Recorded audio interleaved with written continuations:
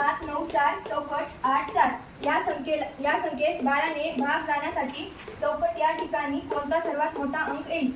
यासाठी आपल्याला 12 ची कसोटी माहित असणे आवश्यक आहे. 12 ची कसोटी आपल्याला सांगते की ज्या संख्येला 3 व 4 या संख्येने भाग जातो त्या संख्येला 12 ने भाग जातो. 4 ची कसोटी सांगते की संख्येच्या एकक आणि दशक स्थानांच्या मिळून तयार होणाऱ्या संख्येला जर 4 ने भाग जात असेल तर त्या संपूर्ण संख्येला 4 ने भाग जातो. 3 ची कसोटी सांगते की जर संख्येतील अंकांच्या बेरजेला जर 3 ने भाग जात असेल तर त्या संपूर्ण संख्येला 3 ने भाग जातो.